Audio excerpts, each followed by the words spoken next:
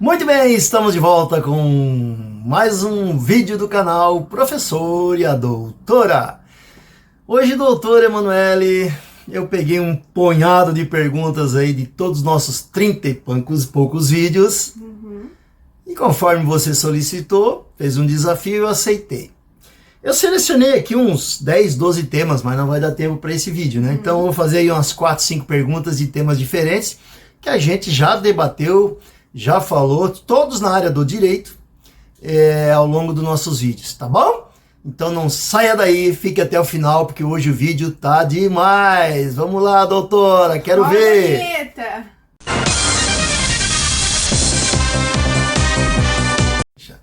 Muito bem, doutora Emanuele, tudo bem? Tudo bem, professor? Tá quente, né? Eu tô com um pouquinho de calor e também um pouquinho de medo do desafio de hoje. Ah, você pediu, eu vou fazer um monte de perguntas aí. Algumas não sei se você vai gostar, não. Acho que eu já me arrependi. Não sei se você vai gostar de algumas, mas todas na área de direito, tá bom? Tá, ok. Manda bala. Se não souber de alguma aí, depois a gente manda pra galera e corrige. Difícil, hein? E tá tudo certo. Não esqueça de dar um like aí no canal, de se inscrever. Estamos com 900 inscritos, ainda bem, quase 1000. Tudo isso por conta de vocês, obviamente. Mas Obrigada. Quando se inscreve, quando dá o like, quando assiste os vídeos, o YouTube entende como uma coisa produtiva, legal. Então nos incentiva a buscar mais conteúdo gratuito.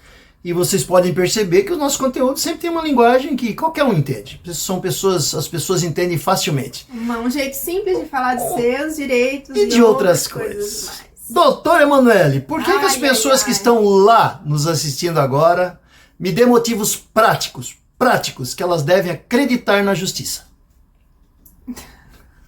Olha, o desafio começou bom, hein? Motivos para acreditar na justiça, eu poderia listar alguns, né? Mas o bom desempenho do Poder Judiciário, eu acho que é o principal deles, professor. Traduza, hoje eu tô, não tem, você pediu, eu não te mostrei as perguntas, não vou te mostrar aqui, só tá mesmo que você veja aqui, só vai ver os títulos, não vai ver as perguntas. Por quê?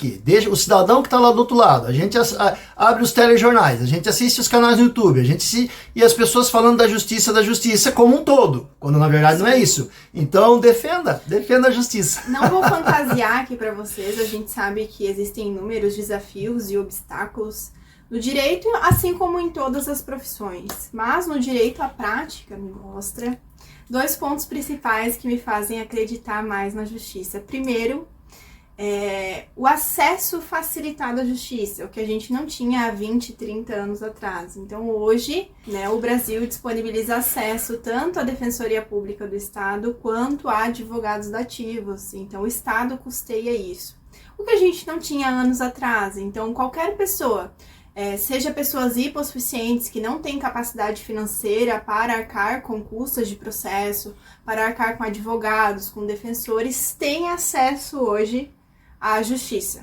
gratuitamente. Então este é o principal ponto que me faz acreditar na justiça, porque a justiça possibilita acesso não somente às pessoas abastadas com bom poder econômico, mas principalmente aos hipossuficientes. Mas de maneira geral... Então este é o primeiro ponto aí para acreditar na justiça.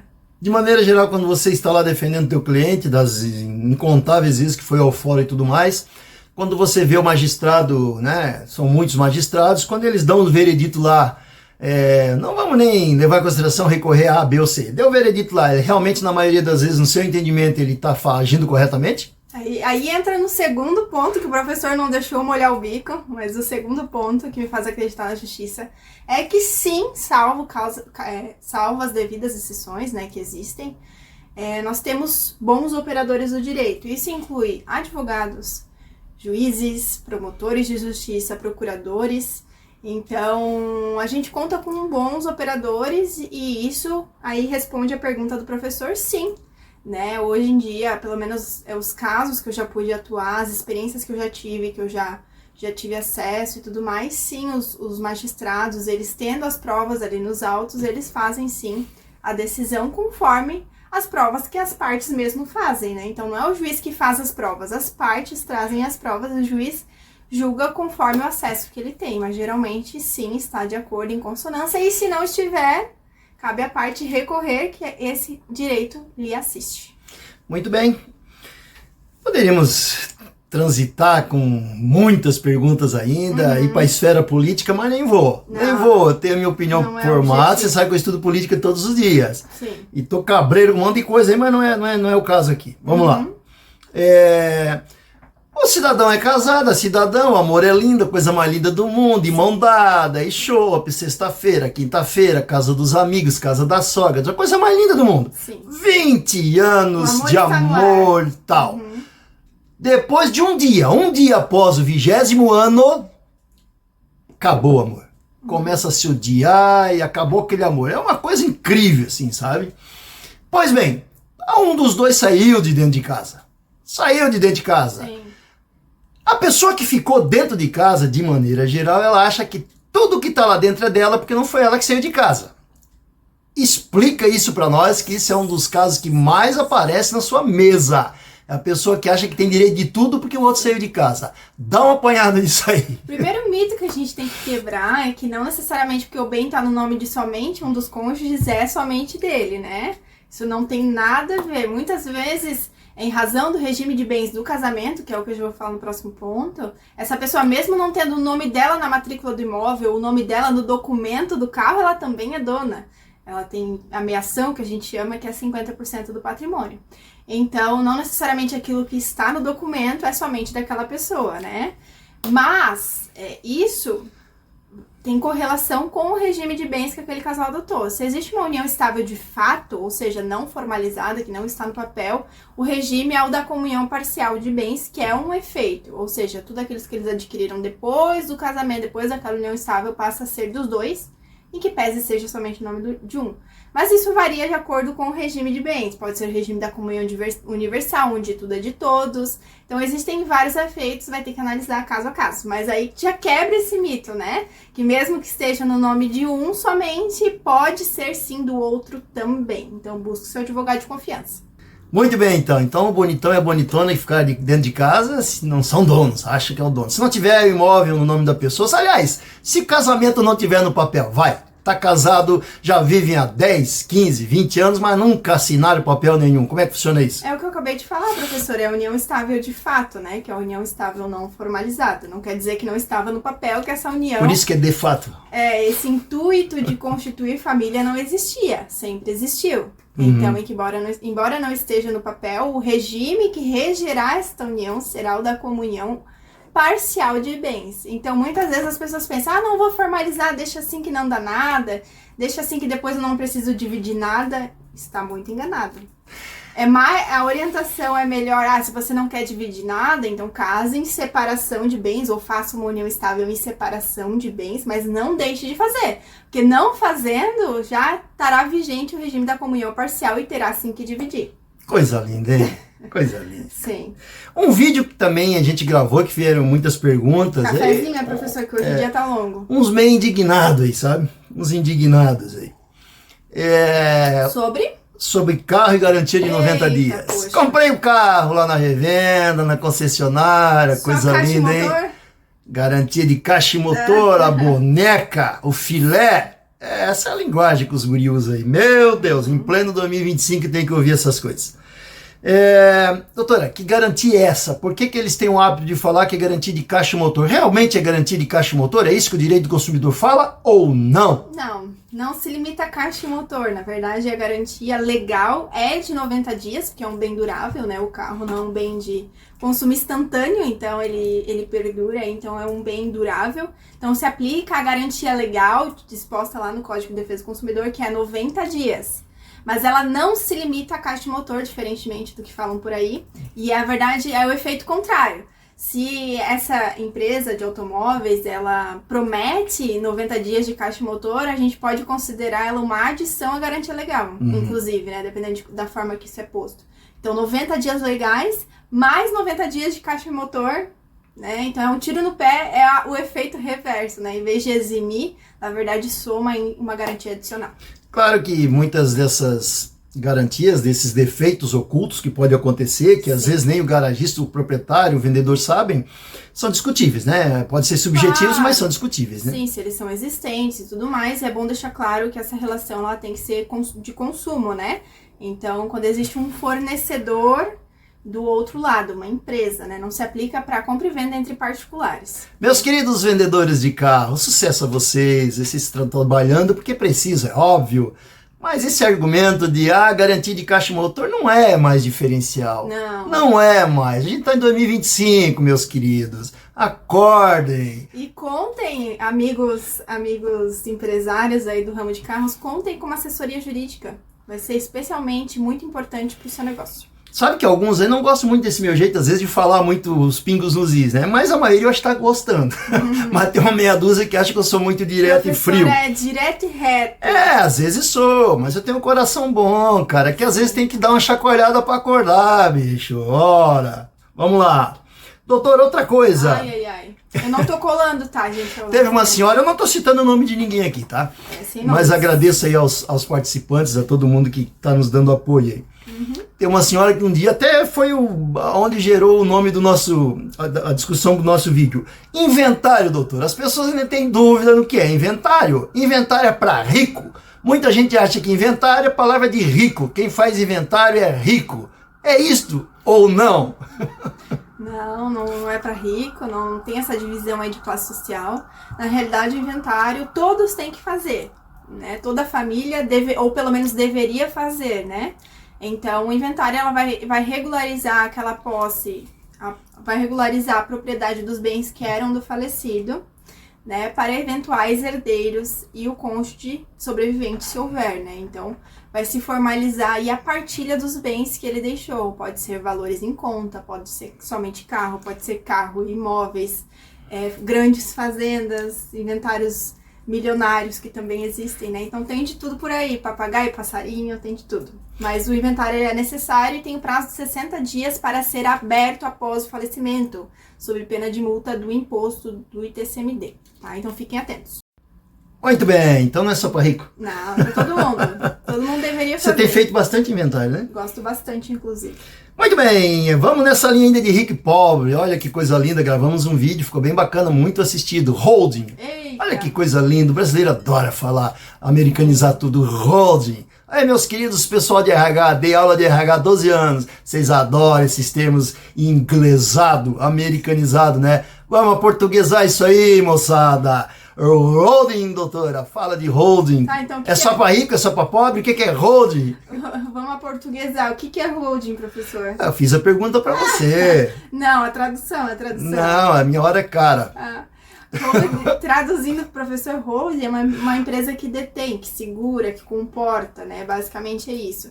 É uma empresa mãe que ela gere os bens de uma família. Pode ser uma holding empresarial normal, que gere outras empresas, ou no caso, que é o que o professor quer mencionar, uma holding familiar. Então, a família, ela constitui uma empresa e por meio dessa empresa, ela integraliza os bens que antes eram das pessoas físicas, né, dos entes dessa família, integralizam na empresa, partilhando as cotas sociais. Então, esse bem passa a ser empresarial e não das pessoas físicas da família, o que permite aí inúmeros benefícios, tanto tributários, né, tributando via empresa e não via pessoa física, que é bem mais vantajoso. Também a forma de gestão desse patrimônio. Também elidindo que eventuais herdeiros que tenham ações judiciais, essas ações alcancem os bens dessa pessoa, porque aí será empresarial. Enfim, tem inúmeros benefícios, né, mas deverá ser bem instituída, bem montada, para não dar um tiro no pé, né? Porque aquilo que poderia ser uma bênção vira uma desgraça. Então, essa holding ela tem que ser bem constituída para refletir o que realmente esta família deseja, né? E é por meio de cláusulas de segurança, cláusula de usufruto, acordo de sócio. Então, tem inúmeros instrumentos que são usados para trazer segurança dessa família. Por isso que é importante contar com um advogado especialista em planejamento sucessório. Doutora, infelizmente, aqui uma senhora colocou, faleceu lá o ente querido lá, o pai, e ficaram 3 irmãos. E ficou um patrimônio. Né? Esse patrimônio tem que ser regularizado. Vamos usar termos aí para que todo mundo entenda. Vamos lá. Sim. Depois você usa os termos técnicos aí. Enfim, quem tem direito ao quê? Já que um dos irmãos já foi feita uma reunião, já foi discutido, falado com o advogado da família, Sim. explicado para esse irmão por que tem que ser feito, os passos, mas ele insiste em bater na mesa e falar: não quero, não concordo. acho que eu tenho mais direito que vocês, porque eu acho que trabalhei mais e ajudei mais o meu pai e a minha mãe. É isso? Não. Na verdade é mais um mito aí que se construiu, pelo menos por enquanto hoje não é. Existe até Como convencer esse irmão, então? Demonstrando para eles fundamentos jurídicos pelos quais, se a gente judicializasse isso, o juiz não deferiria a favor dele, né? Porque todos os irmãos, eles têm os mesmos direitos, independente se um acabou cuidando mais dos pais ou não. Até porque existem formas, né, deste irmão que cuida mais dos pais buscar uma reparação em vida dos outros irmãos. Eu acho que eu compliquei aqui. A pessoa diz o seguinte, ele não concorda de jeito nenhum. A gente pode fazer algo contra essa não concordância dele, de ordem legal. Infelizmente, os outros dois irmãos indo contra os interesses desse irmão que não concorda, porque ele já decidiu que não concorda. Então, só existem os meios judiciais para decidir isso, ou não. Caso houvesse essa concordância desse irmão, o que seria possível seria um inventário extrajudicial no cartório, né? Se todos forem maiores e capazes. Se não há essa concordância, sim, tem que buscar os meios legais, que é a interposição de uma uso capião, olha. Estava trabalhando nisso essa tarde. Mas que será a interposição de uma ação judicial de inventário, né? Então aí vai compelir o juiz a partilhar os bens. Vai o quê? Compelir? O juiz... Fala que é compelir ali pra tu. Compelir, obrigar, fazer com que o juiz defira a favor dos Esta outros é minha irmãos. advogada, hein? Coisa linda. Exatamente. Vai lá, doutora. Então, vai ter que levar para as vias judiciais para apresentar isso para o juiz deferir assim, o inventário e a partilha de acordo com o direito de todos, que serão iguais, né, obviamente. Basicamente é isso. Não, muito bem, agora nós vamos para um tema... ai. Quero ver como é que você vai se sair dessa. Lisa que nem um bagre. Vamos lá. Com certeza. Aí não foi só uma pessoa que colocou aqui, pediu para eu responder, não. Ô, gente, pegue leve comigo, hein? Eu não vou responder, não. Eu tenho a minha convicção. Eu já gerenciei escritório de advocacia, se querem saber. Pegue eu não leve. sou advogado, eu sou administrador, entre outras coisas, mas já fui gerente de escritório de advocacia. E já encontrei profissional assim, mas deu um jeitinho, a gente se dava bem. Manda, professor, manda. Doutora, por que existe tanto advogado mala? Literalmente mala. Nossa, eu não compartilho desse seu entendimento, professor. Por que dá tanto carteiraço? Ele acha que pode cortar a fila de todo mundo, acha que tem porque ele é advogado, eu sou doutor. Aliás, é doutor mesmo ou é só quem faz doutorado? Vamos fazer confusão aí, vai. Não, tem um decreto que nos salva aí. Decreto de quem? Reconhecido na Constituição ou não? Sim. Qual a claro. Constituição? Com certeza. A dos primórdios.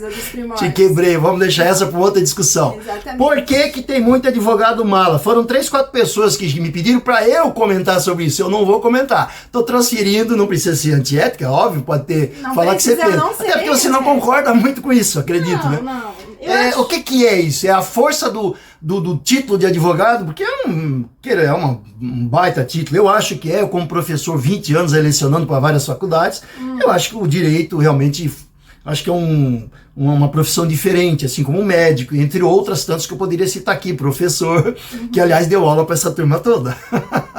A profissão das profissões, agora ficou bonito, hein? Por quê? Tem muito advogado mal ou é a galera que está cismando aí? O professor já deu a opinião dele, né? A gente já pode ter a opinião dele. Mas eu não seria antiética, até porque eu não concordo 100% com isso. Claro, já não vou... Toda profissão tem? Eu já me deparei com esse tipo de perfil, mas não é comum. Não é comum, pelo menos nos processos em que eu atuei, também no meio que eu transito, era essa palavra que eu queria lembrar, no meio que eu transito, isto não é comum. Já aconteceu. Mas aí a gente se manifesta com respeito e coloca a outra pessoa no lugar dela, né? Eu penso que um título, uma qualificação, não deveria ser usada com a finalidade de constranger alguém, Depreciar, a outra pessoa. Isso não deveria acontecer. Acontece, mas não com tanta frequência assim como o professor acredita. No geral, todos os colegas advogados que eu tenho e também outros advogados que, embora não sejam meus colegas, já tive a oportunidade de trabalhar, não são dessa maneira, não tem esse perfil. E acredito que para o futuro é isso que teremos, né? Advogados mais conscientes, mais cientes do papel, da sua qualificação, e que isso não deve ser usado para tanto, né? Bom, eu não vou falar especificamente do advogado, não resisti aqui, vou fazer uma fala. existem profissões que exigem protocolos, e os protocolos têm que ser seguidos, porque a impressão que dá que hoje tudo é banalizado, tudo pode, tudo é normal. Não é não, não é normal e nem tudo pode. Tem os protocolos, tem os rigores da lei, tem uma série de coisas. Você não pode ir no fórum de qualquer jeito. Você, como advogado, não pode entrar num ambiente onde só tem magistrados e pessoas de ordem jurídica de camiseta e de sandálias, etc, etc. Tem que ser os protocolos, tem que ter a postura, tem que ter profissionalismo, até porque senão não passa confiança. Essa que é a verdade. Eu já vi aí alguns vídeos de algumas figuras aí famosas, bem famosas, indo a audiências de camiseta e etc, etc, etc, para não ficar dando muita moral aqui. Eu acho que tem que ter os protocolos, assim como os médicos têm que ter os protocolos nos hospitais. Os professores também. Tem que tomar cuidado quando fala de política, tem que se isentar, tem que ficar neutro, tem que dar a sua aula. Dê a sua aula. Ok? Os alunos não precisam concordar com tudo que você fala, mas você tem que preparar ele e dar uma aula. E existe uma coisa muito importante nisso tudo, que se chama respeito. Respeito não se impõe, respeito se conquista. Conquista. Concordo, entende? Não é DR sem DR, com DR. Às vezes é respeito. Respeito pelo trabalho, pelo outro profissional. E daí? Qual o problema nisso? Eu quero é resultado. Ok? Só que infelizmente está se banalizando tudo e a gente sabe de onde que vem esses exemplos de banalização. Mas não quero falar disso, porque daqui a pouco eu não vou aguentar, né? E vou falar. Muito bem. Não é objetivo, não é objetivo. Doutora, tinha mais algumas perguntas, vamos deixar para outros vídeos, senão ele vai ficar longo. Conforme prometido para você, eu ia montar aqui e te botar na... Mas acho que você saiu bem, tá bom? Agradecemos a vocês por todo o apoio que tem nos dado, mais do que a gente esperava, né?